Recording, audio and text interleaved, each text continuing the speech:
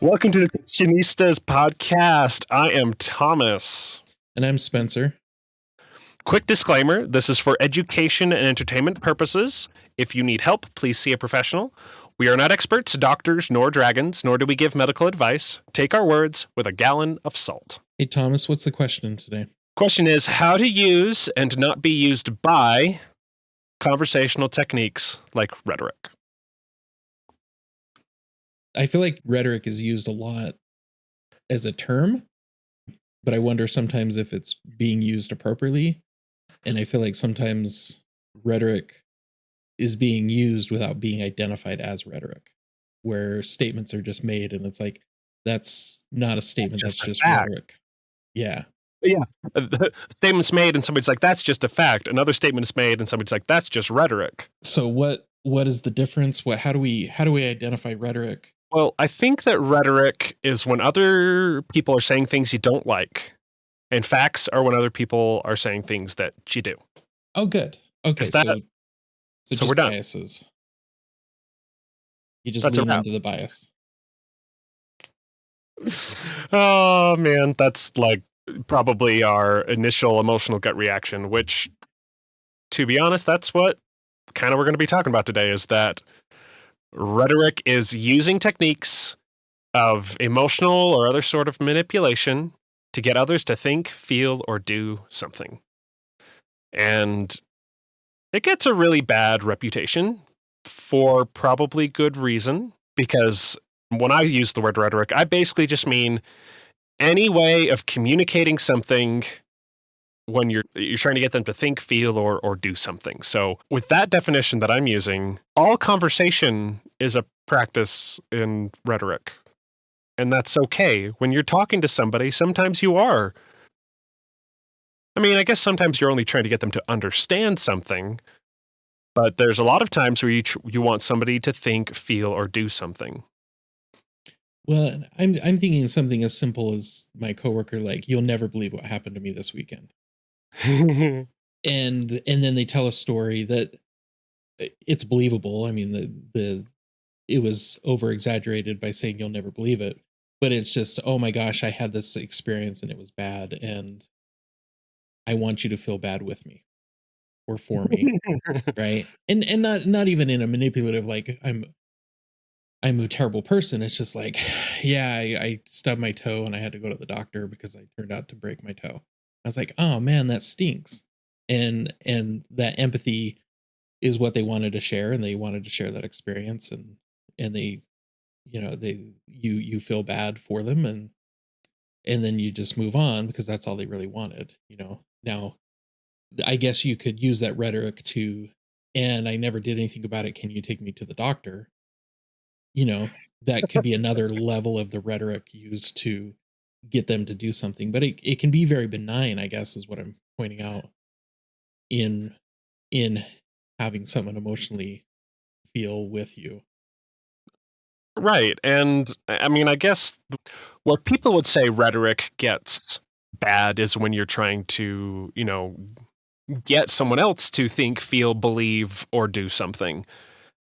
But because we have this idea that everyone's beliefs should be completely respected, treated as equal, and you should never have a goal to change anyone's mind about anything.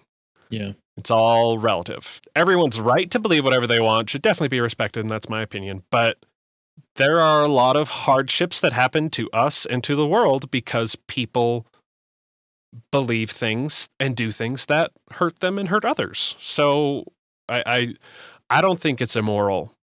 Maybe this is just me trying to justify, like, maybe this podcast. I don't think it's immoral to talk to other people to try to convince them to do something that you think will hurt them less. I'm not talking about, you really should root for the Utes versus BYU, or you should like chocolate instead of vanilla. I'm talking about, people thinking that puffing 20 cigarettes a day isn't bad for them. Yeah. And isn't bad for the people they're living with or smoking next to.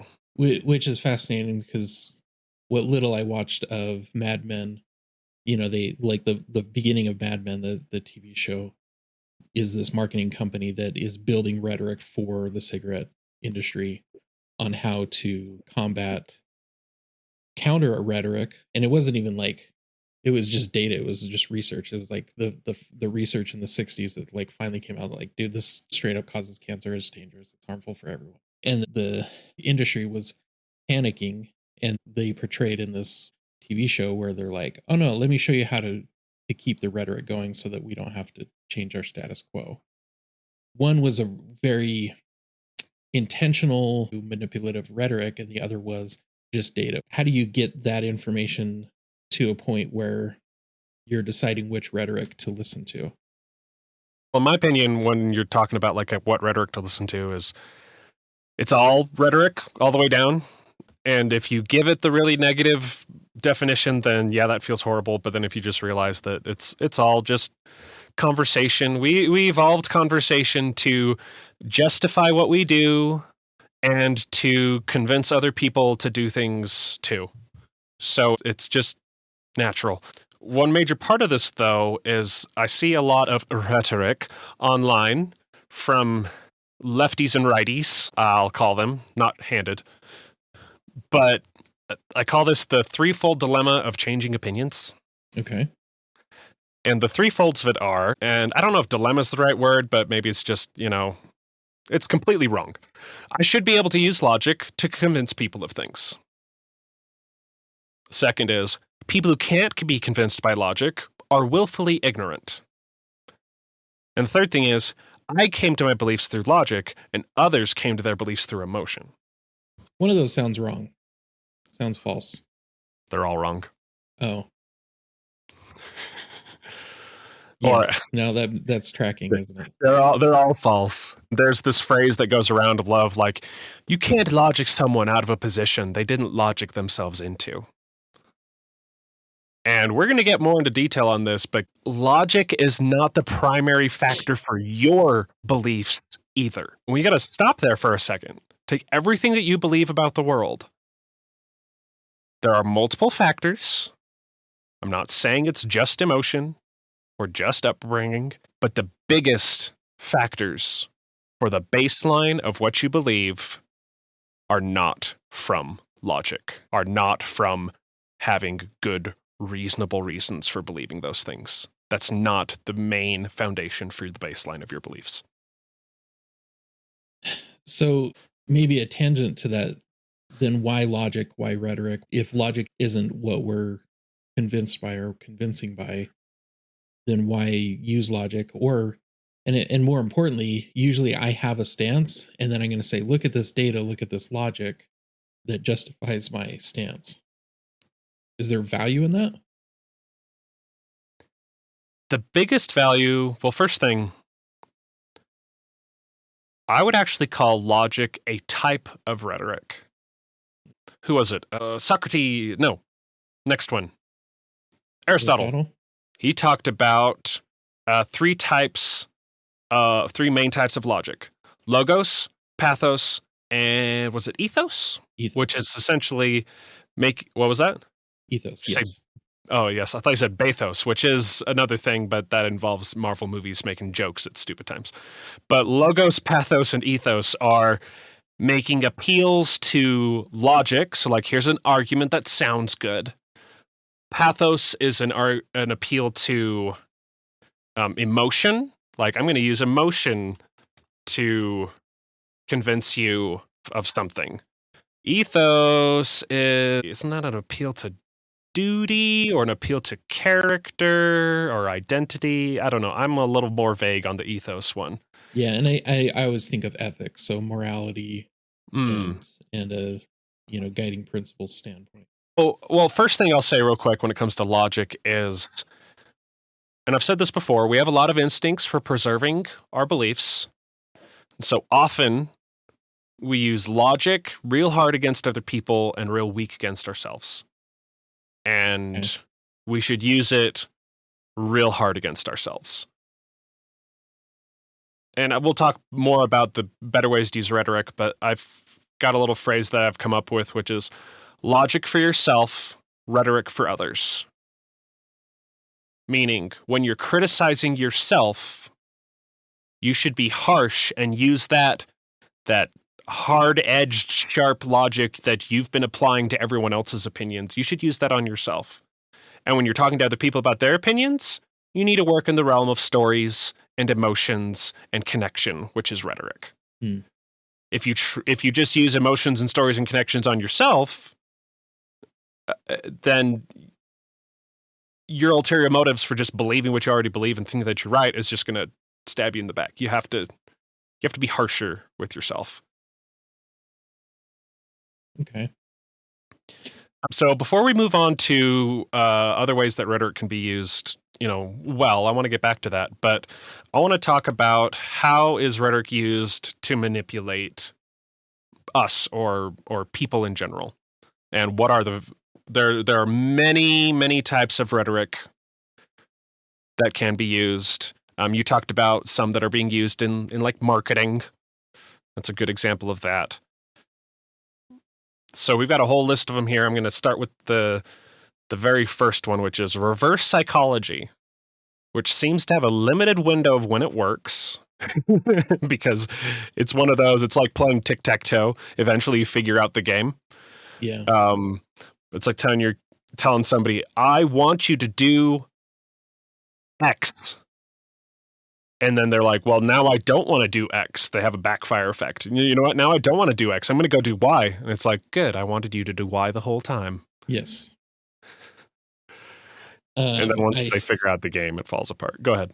I've been listening to a entertainment podcast, and they started using the phrase "bet you won't." Is strictly as and it was like the most succinct way of reverse psychology trying to convince someone to do the thing. They're like, I dare you not to do that. Yeah, because they totally want them to do it.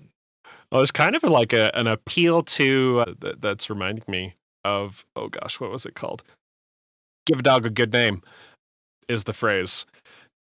You could do that with people too. You could say, hey, you're just awesome enough that I bet you'll do X. Yeah. Because you're awesome and awesome people do X. And that's actually kind of can be used evilly, but that can be a good example, a good tool to use. Yeah. But eventually, a lot of times people start figuring out, like, here's the biggest thing about rhetoric and when it fails is when you figure out you're being manipulated. Look at how people reacted to marketing in the early 1900s versus the early 2000s. Like, we are so, like, it's not that it doesn't affect us, it does, but we're so pessimistic now towards marketing. Or even, how did people react to things the government told them back then versus post-Nixon and since? Yeah. Like, we've figured out that these people who are talking to us don't have their own best interests in mind, not ours. So I want to move on to the others, but I'm just thinking of two modern reverse psychology tricks that are marketing techniques that have kind of come out of the innovation of social media. And one is rage baiting. So, you say the absolutely absurd thing, which is totally a type of rhetoric, but it's to get you to go, what? Because that hook is important, right? You got to have your hook. You got to have your hook at the beginning of your podcast. Got to have your hook at the beginning of your video on TikTok. And then you get those almighty views, comments, downvotes, engagement. Yep. And part of the innovation of that comes from the algorithm's standard, which is the more comments and the more controversial comments that occur on the video make it more likely for it to be seen more. And so the system is set up to basically garner rage baiting, which is horribly unfortunate, but it's a reality. Well, I mean, it's a feedback loop based on what's good for that platform, not what's good for society. Correct. So in the small situation of I promote content that incites rage, then we get more interaction and more views on our ads. Yep. But they don't care or think about the broader societal impact. Yep. And then the other one is sympathy marketing. I don't know a better term for it. Rage baiting has kind of been solidified as something that everyone recognizes.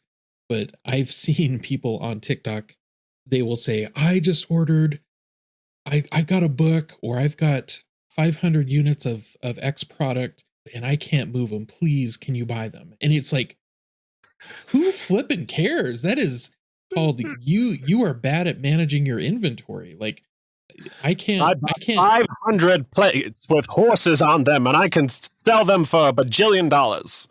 yes. Wait, no, I can't sell them. Please buy them, please. I Well, need the please money. buy them. My children. But people say that this works, and I've seen this quite often where people are using sympathy to be like, I can't move this inventory, please can you help me? I'm not going to be able to make rent this. And it's just like, what? Why are we buying into this sympathy marketing that but they are able to move product because of what reason I don't understand, but that seems to be also effective in this modern Hellscape? No, this just kidding. the hellscape. Yeah, that's what it feels. Okay, moving on. Okay. Reverse psychology. So Yeah, so we talked about reverse psychology. I want to talk about, in fact, a lot of these serve this role, but thought terminating cliches. That is a technique is where you use a phrase which gives the illusion of a conclusion, but merely tricks the brain into thinking the question is resolved. yeah, You had a couple of these, Spencer. yeah. I follow this guy on TikTok. He goes by J Rupp. I think is his last name, but he teaches rhetoric in high school, and he does a TikTok channel where he talks about what he talks about in high school. And this one, like, I didn't realize I didn't like this phrase, but you got to remember your why. And he's sitting there as a teacher. He's like, I don't have enough resources. I don't have enough money. I don't have enough time. I don't have enough X, Y, and Z to be able to teach my kids the way that they need to be taught. And I'm worried about my healthcare issues right now because I have really bad healthcare. And instead of saying, oh yeah, no, those are valid problems, we should help fix those, instead people say, well, you just need to remember your why. You just need to remember your purpose as a being a teacher. And if you forget your why, then that's a you problem. And it's like, my inability to pay for a doctor is not a you problem. That's a, inability to pay for a doctor problem. But it's a very thought terminating thing. And then another one that reminds me similar to that is burnout is a passion problem. And it's like, well, you just don't have enough passion. You don't understand your why, which is why you're burning out. If you understood your why, then you wouldn't burn out. And it's like, no, there's a lot of reasons why Speaking burnout of rage occurs. baiting, that is like that hit what you just said right there about like burnout is a passion problem. Uh-huh. That oof. Yeah, burnout, like the flames are ignited, but they're not the flames of passion, they're the flames of rage. Yeah. And we have to recognize them for what they are, which is thought terminating cliche. They're to, I don't want to validate your experience. I don't want to acknowledge your troubles. I'm sorry that you stubbed your toe, but if I could thought terminate cliche my coworker and say this didn't happen. She didn't stub her toe. Um, but if she ever did, I could say, well, you just need to look out for where you're going. And if you were more mindful, and if you were more careful, and if you were more X, Y, and Z, then you never would have caused the problem that you caused. And so Oh, it's your that fault. just leans into the whole like you have control of everything. And I Mhm. don't believe that people have control of nothing, but some of these rhetorical tools, like, remember your why, because if something's not working out, it's your fault. Because if that were true, then that implies that it's all in your control. It working out, if it can be your fault, or if it is your fault that it's not working out, then it can be not your fault when it, like, oh, then it's a me problem. I can fix it. I've got the best thought terminating cliche, and it's a classic. Give it to me. Pull yourself up by your bootstraps. As It's somebody who studied a bunch of physics, I'm just like, that doesn't work. All you do is tighten your shoes.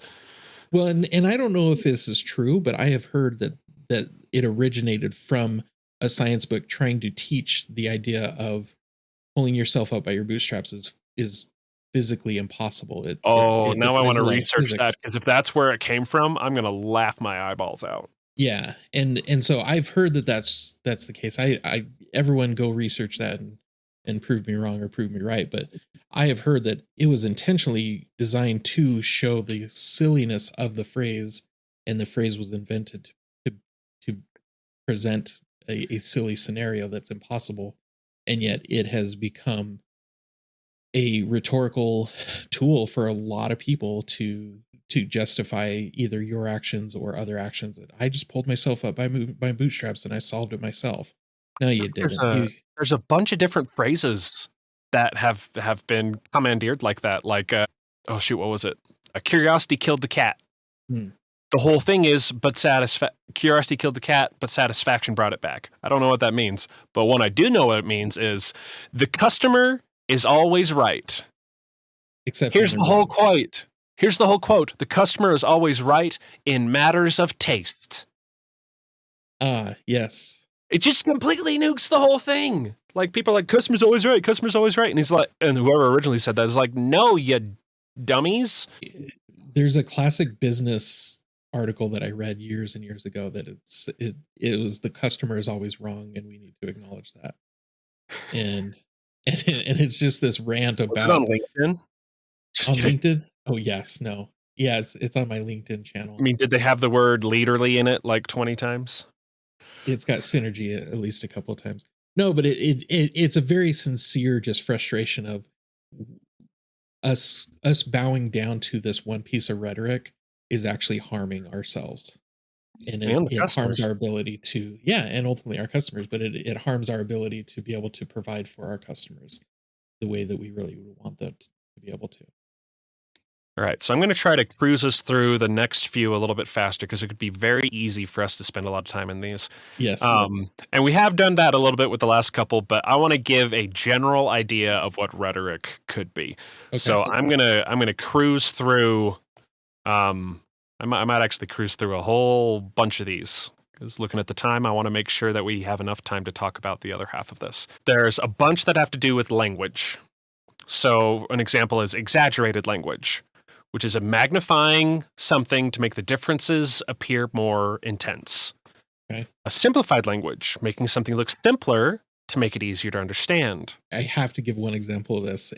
This is not recommended by anyone, but the joke is you come home and you tell your spouse and you say, "Hey, I just bought this new tool and it costs $500."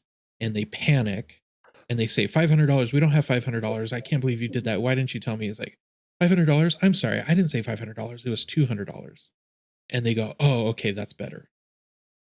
And supposedly by over exaggerating and then bringing it back to reality, you can quote get away with making a decision or making a That's choice anchoring. inappropriately. You gave them a different starting number to anchor at, and then you adjusted it. They Yeah, might have still flipped out if you had said 200 initially. right. And that's the joke. And I've been Oh. aware of that. I think my entire marriage, and I have tried ever so hard never to use that one. And I do not see a good reason to use that, unfortunately. Oh, that's so manipulative. Okay, Yeah, awesome. keep going. So some more that have to do with language is rhyme is reason effect. You give more weight to statements that rhyme. The family that plays together stays together. Happy wife, happy life. Oh, that one. And there's this like pleasant feeling in our heads when words rhyme or use some other type of poetry. Mhm. And we're like, ooh, and you give it a little more attention than it probably deserves. Happy wife, happy life. I mean, yeah, you want to make your wife happy, but if you've got a happy wife and a miserable you, does that equal a happy life? Is the wife being happy the only thing that matters? What if you got a I wife that can't be happy? I was in a conversation, I was in a meeting where we were talking about family, development and figure out how to improve family relationships and mainly marriage relationships. And someone started quoting that, and I was like, "I see what you're trying to get at. Can we unpack that a little bit and talk about that? There should be more to that because I feel like that it's not as simple as it's oversimplifying that."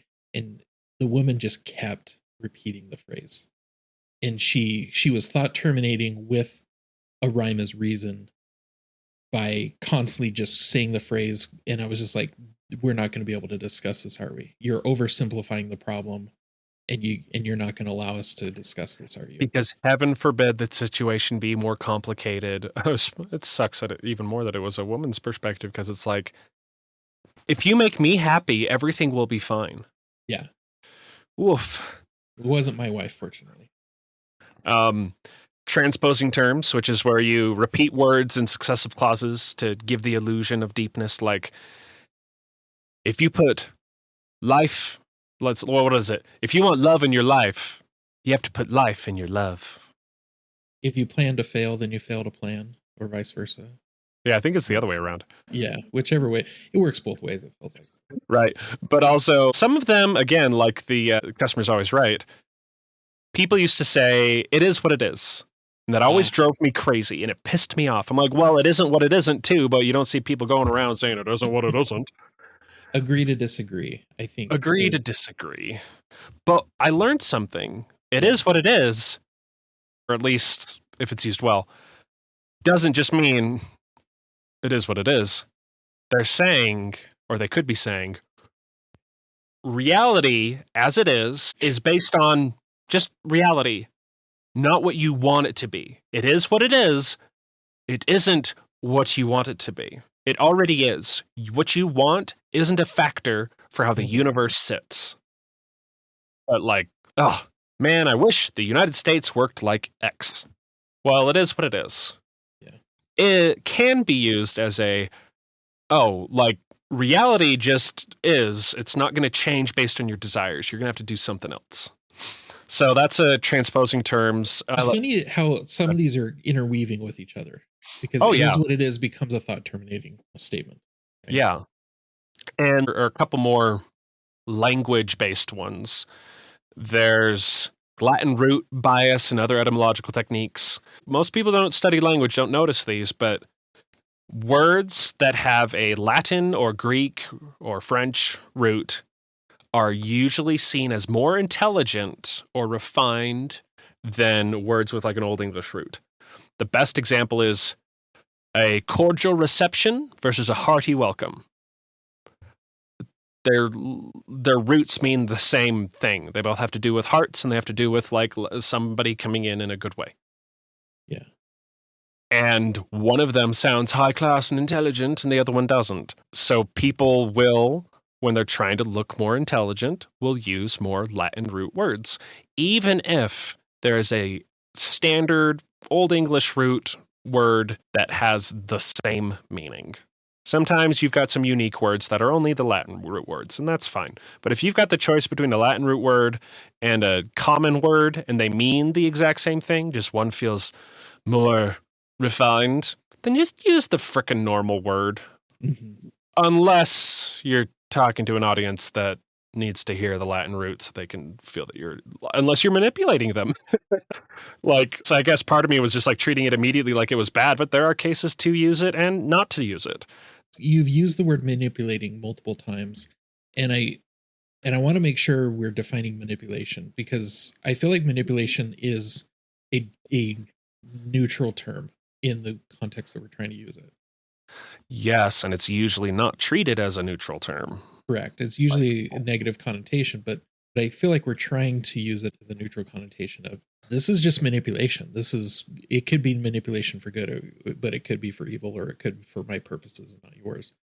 But manipulation is just a nature of rhetoric, isn't it? Manipulation is kind of the nature of conversation. Okay. I mean, even if it is only for the purpose of getting somebody to understand you, all language is about, it's not just about trying to get someone else to do something. It's because maybe all that you're trying to do is get them to understand you. Yeah. That's a form of manipulating, meaning doing an action to get something to happen. Yeah. I like that you brought that up about manipulation. There's 2.5 more that I want to talk about. Okay. First one is a whole category. It's called appeals to emotion. Appeals to wonder, to anger, to pity, to sadness, to patheticness, to rage, to spite. There are techniques that you use to bring an emotion to the conversation or to the other person. And because when somebody starts feeling that emotion, their thinking is going to start moving a certain direction. Mm-hmm. And we kind of talked about that a little bit with social media. There a lot of stuff. Rage bait, that's an appeal to emotion. You are using emotion as a manipulative tool to get people to think or do something. The other one is definition dancing, is what I call it. And that's actually a whole category of them. That's where you're playing with the definitions of words, where maybe halfway through the sentence you flip it around, but you act like you didn't. Oh, well, no, I didn't mean that. I meant Y. I didn't mean Z. I meant Q. Yeah, most of the time those ones are pretty dishonest. I don't know how often, unless you're telling a joke. In fact, a lot of puns and jokes are actually a form of definition dancing. But when you're trying to get somebody to like Trojan horse accept one idea, but somehow are trying to squeeze in a different or another idea in with it because you're playing with the meanings of words, that's pretty much mostly a negative rhetorical technique. Yeah, that makes sense. You've got one final one here. And I kind of got two final ones because most of these have been about the words that you're using. And one that I did not touch enough on, but there are ways of talking that can be rhetorical techniques as well. One I'll say real quickly is like barrage arguments. That usually has to do with saying a bunch of things really quickly.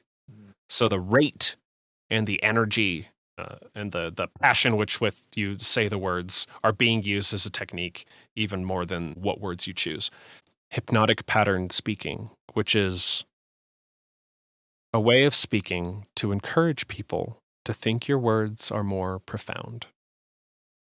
Slow down your speech about 75% normal talking speed.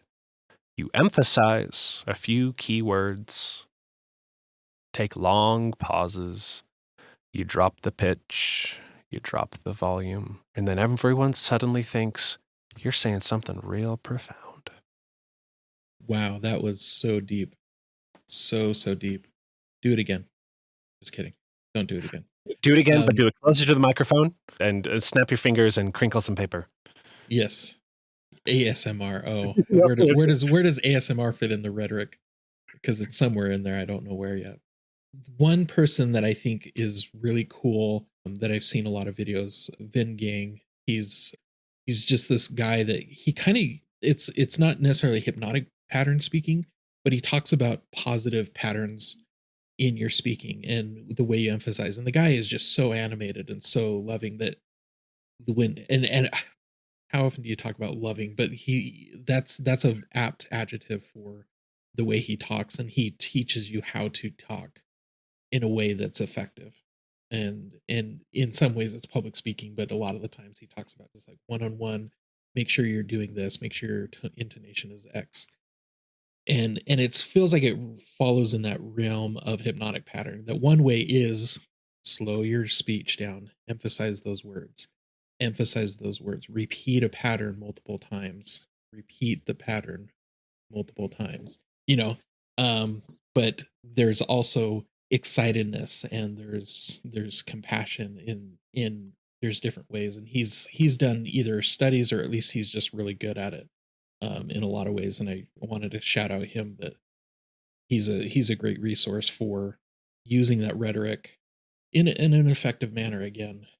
And one reason I'm actually fine with us having spent so long talking about these different techniques is that most of these can be used in a good way. Uh-huh. I would like people to use the word rhetoric in a more neutral way so that I don't have to keep finding new words to use for people. Darn language. People keep corrupting it over time, and then we have to keep finding new terms for things. Oi, oi, oi, oi, oi. Yeah. I mean, Richard Dawkins, I was going to say he's rolling in his grave, but he's not in his grave yet. But Richard Dawkins is rolling in his bed at how we've used the word meme. He meant a lot more than what we're using, what most average kids are using it for nowadays. It's weird to have an 8-year-old tell you it's just a meme, Dad. I was like, I don't think you understand how that works, but I think you're right at the same time because I don't Yeah, know what that well, means I either. wonder if maybe they are coming around to using it. Like it's an idea that spreads like a virus, Yeah, right? That's the super simplified version of what Dawkins said a meme was. yeah, But for the last part of this, I want to focus more on how do we use rhetoric for good. sure. And the first part to that is I want to talk about what I'll call the answers to the threefold dilemma of changing opinions. Okay, So I'm going to repeat those, the original ones. They were I should be able to use logic to convince people of things. People who can't be convinced by logic are willfully ignorant. And I came to my beliefs through logic, and others came to their beliefs through emotion. All those are false. Counter version. I need to use emotion, stories, and relationship building to help people change their own minds. Just challenge two assumptions in there, like people change their own minds. People can think differently than me for good reasons. And last, I and others came to most of our beliefs through how we were raised, our emotions, and our personal experiences. Not necessarily logic. It is, especially for people who try to study it, the function of logic and criticizing their own thoughts, it becomes an important factor. But even after years of analyzing your own beliefs with logic, it's only it, it it's really hard to say if you could ever figure out when you would be justified in saying most of my beliefs now come from logic. yeah, Because we all have an instinct to say that already. That's why I bring the point of logic for yourself, rhetoric for others. It may be rhetoric for you too. So this is what I wrote about a long time ago. Use tools of logic and argument to check your own beliefs. Use emotional tactics and rhetorical techniques to convince others. Rare are the people that can be convinced via logic alone, for they're the ones who have learned to attach their emotional convictions to the output of logic. Now that I'm making a little bit of probably Latin root there, but what I'm trying to say is how we justify and work with our beliefs has a lot to do with what we put emotional investment into. Like, I'm going to be emotionally invested if somebody challenges this part of my belief or my identity. And if you start to learn to shift that away from the contents of your beliefs to your methods of beliefs, that helps a lot. Being able to say, in order, or like being less like, well, I think the earth is round, and being more emotionally attached to this process of figuring out if the earth is round or flat is what I've really got the confidence in. It's this scientific process, because if they were attached to thinking the earth was round, then when somebody says, actually, it's not really a sphere, it's a lumpy ovaloid, then they won't get defensive about it being a sphere. They'll be like, go through the process, be like, oh, yeah, lumpy ovaloid.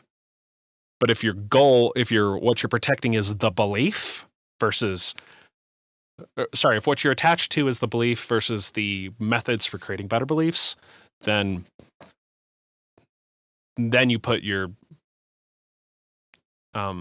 putting your conclusions first and pretending you're putting logic first. what I'm hearing is figuring out when to use simple language versus when to use complex. That is one part of learning how to use language to affect other people. Maybe affect is a better word than manipulate. Yeah. One of the things, especially when it's use emotion, stories, relationship to help people change their own minds. Remember that others came to most of their beliefs through how they were raised, through their emotions and personal experiences. Mm-hmm. The phrase, the term that comes to mind, and I feel like it's being attacked because it's so powerful, is empathy. And I don't know if you realize, like, there's a lot of people that are attacking empathy and actually vilifying it and calling it, in religious circles, calling it that it's a sin to utilize empathy or to leverage empathy in an argument.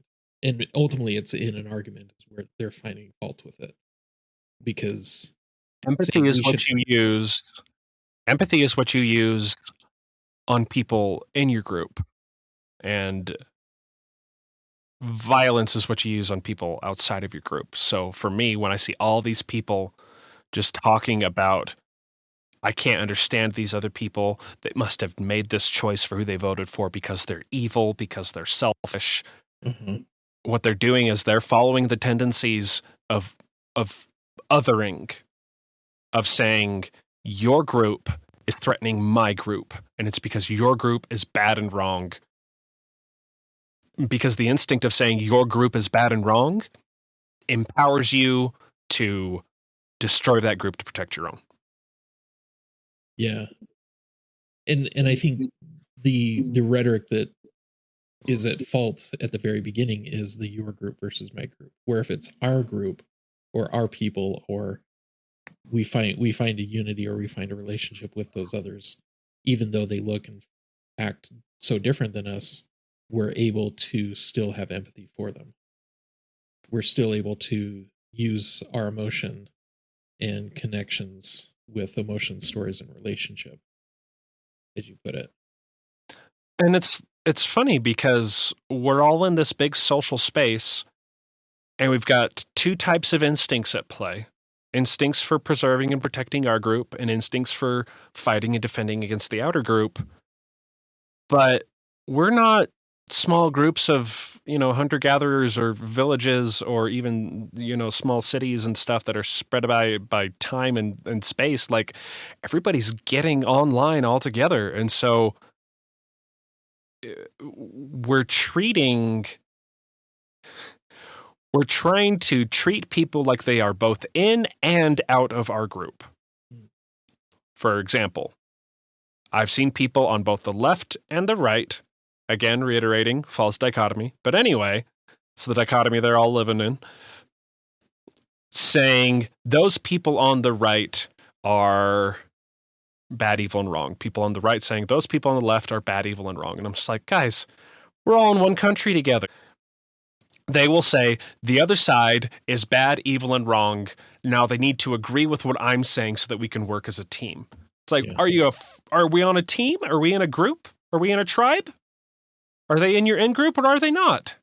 Because you can't have it both ways. If you treat them like they're part of the out group and then expect them, sorry, this is me getting passionate because you know what? This is part of the reason for this podcast is Yeah. I see all of these people treating each other like crap and expecting to get somewhere. I see people getting online and saying those who voted for, I'm just going to say it because you know what? If anybody feels personally offended by this, I'm targeting both sides on this. Somebody who voted for Donald Trump shows that they are an immoral person and they want others to suffer. You don't know enough human psychology to know how frickin' wrong you are. The majority of people want what's good for them and for their families. And you know what? Yeah, people sometimes want what's bad for what they consider the out group. And so do you. So stop, oh gosh. I just see these people and it's like people who voted for Donald Trump are voting for evil on purpose. And I'm just like, there was a conversation between, probably literary, but between Socrates and I forgot who the other guy was. But the other Socrates was like, "Do you think that people desire that which is bad?" And the other guy's like, "Oh yeah, some people desire bad things." And through the course of the conversation, which of course shows Socrates as a genius, they kind of come to the conclusion together that people don't knowingly desire things that are bad for them. If people desire something that's bad, it's probably because they don't know that it's going to be bad for them. And then I have to add on top of that, for people listening to this being like, oh, I should probably judge those people less harshly.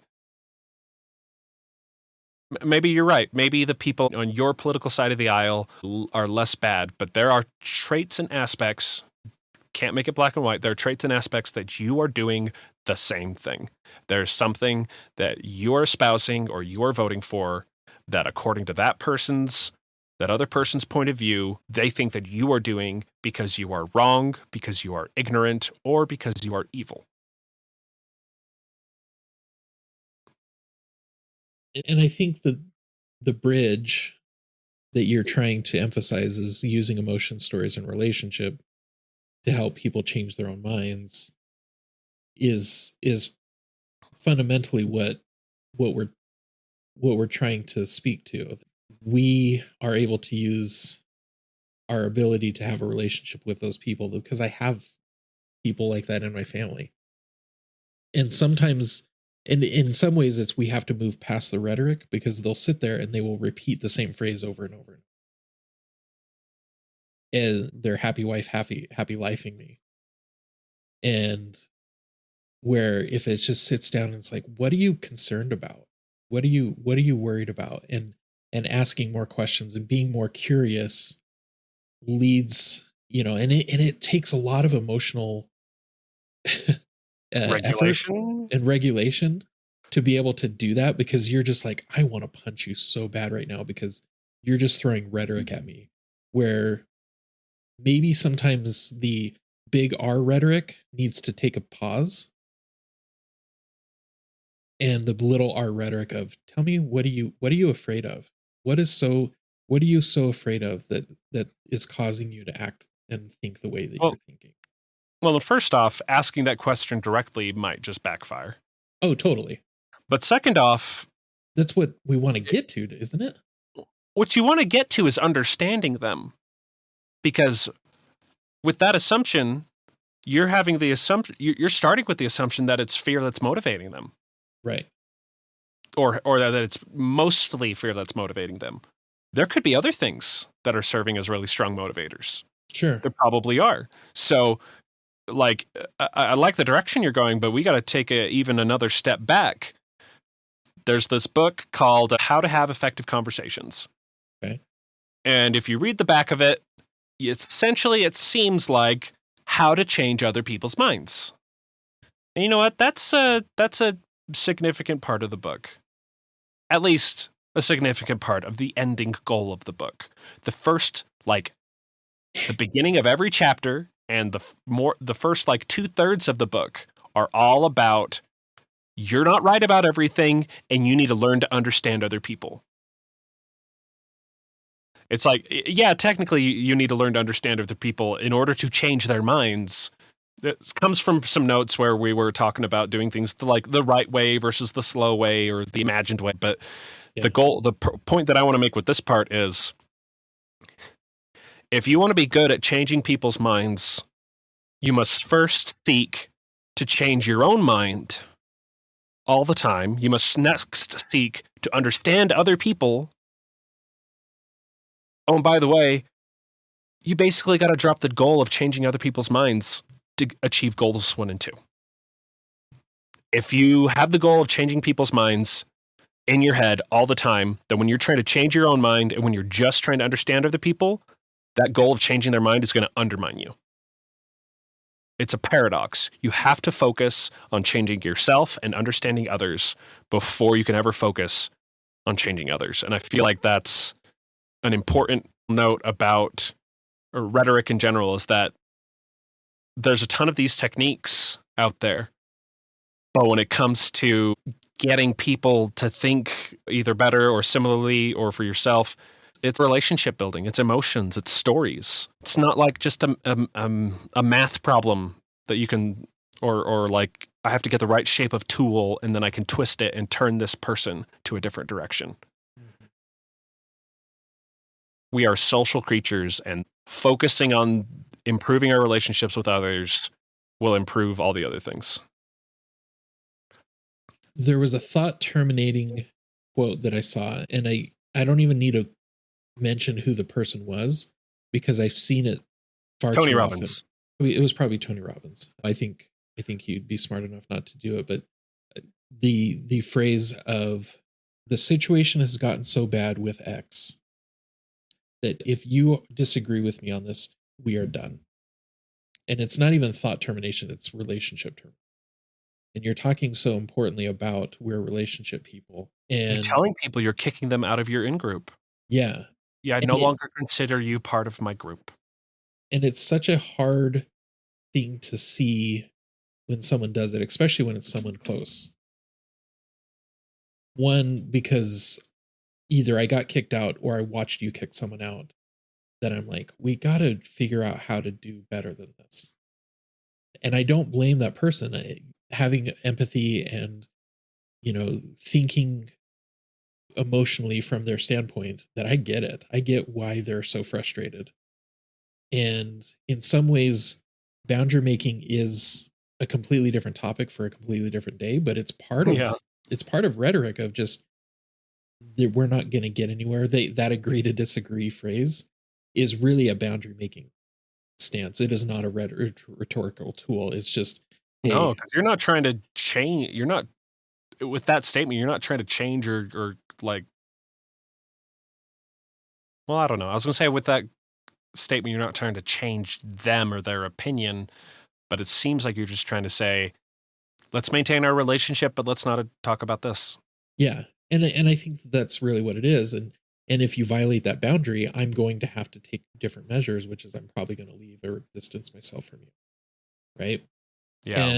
And I think that has to happen at some point where it's like, hey, I see situations so badly that I will terminate this relationship. And it's really hard. And maybe I mourn not so much that you're wrong for doing that or you've kicked someone out, but it's, man, I mourn for that loss of that relationship that no longer can happen. Sorry, did you have one more bit with No, that? go for it. The hubris of saying, I understand the situation and I understand people and I understand you well enough to lay judgment that if you still think Y or if you did Y, then you are damned. You are dead to me. Yeah. Like, That's hard. first off, it's incredibly egotistical too. Like, you put yourself on a pedestal of you being absolutely right. And no, I'm not saying that genocide, murder, arresting people without due process, I'm not saying those are okay, because they're not. First off, saying if you believe X, I'm done with you. There's an insane pride about your position. There's an insane pride about your knowledge of the other person and of the morality of the universe. And also, you just cut yourself off from any other options with that person. Yeah. So even if you're right, even if some of these people, even if their minds could never be changed, shouldn't you at least gamble on the chance that you might be wrong instead of making sure that there's no chance to change them? Like, you just did something that made sure that there was no chance to reach them. I think it's very challenging. And speaking of the innovation of our relationships in context of social media and these our technology platforms that allow us to connect with people. I'm part of a local community group where we just share information about what's happening in our city, and someone shared a political stance of an event, a political thing that's happening locally. And there was a whole bunch of people that used the laugh emoji because they disagreed with it, and they used the laugh emoji, and they got kicked out of the group. And they're just like, if you use laugh emojis when we, you can just move on. You don't have to comment on this. And it's like, okay, someone's getting a little emotional here, but also it's that easy to terminate a relationship. It's that easy to create an in group and an out group where I'm stuck with my neighbors. I haven't talked to my neighbors except for when I got their mail and I handed it to them a year ago. But outside of that, like, I'm both stuck with my neighbor, but I have zero relationship with my neighbors because I can satisfy my relationship needs through modern technology. We have to be thinking very more mindful and more intentful on what our relationships look like to be able to build bridges and to be able to ultimately change my hearts and minds, I guess, if we're really intentful on needing to do that. I think Yeah. there's spaces for my in group to be able to talk, and apparently it's not my local city's Facebook community group, because that's not a safe space. But I can find a safe space to be able to talk to that. But if I'm only resigned to that space to be able to talk, and then everyone else is kicked out, that's where that I don't know what to do. I wish I could say absolutely that's where you need to stop acting so prideful, or knock off your hubris and do it. But I'm trying to use what you said we need to do, which is use our emotions, stories, and relationships to help build people to change their own minds. And we need to recognize that others came to their beliefs through how they were raised, emotions, and personal experience. Right. And for me to connect with that, terminating the relationship is the hardest part of that aspect, isn't it? I can't do that unless I maintain some sort of relationship, some sort of experience that I can share with them. So I think I'll add this to wrap us up. Yeah. So we're a little longer today, but I think that's okay. Something I probably repeat a lot. Do you want to be right, or do you want to be effective? That's a great conclusion to rhetoric. Do you want to be right, or do you want to be effective? And you got to ask yourself, are you saying, if you still have X opinion or stand for X political party, you are dead to me, we could never speak again? Is that you moving towards the goal of being and feeling right? Or is that going to effectively change things? Negative things like that can have an effect. But as maybe a last thought about shunning, research shows that shunning only really works when it's a majority doing it to a minority. If it's a bunch of minorities doing it to each other, or smaller groups doing it to each other, it does not have an effect. So all you people who think that all your shunning and outcasting and ostracizing is going to work, it's like, well, it only works if you're the majority doing it to a minority. Last thing that I will say, question-wise, is look at how you feel when people are talking to you. Look at how others feel when you're talking to them, and see what actually gets the goals. Like, see what changes their mind, see what starts changing your mind, and work with what's effective and make better relationships. So I'm not even going to end with a question. Step 1, you're wrong about everything, and that's okay. Step 2, understand other people. All these other goals can't change nothing unless you understand it first. Awesome.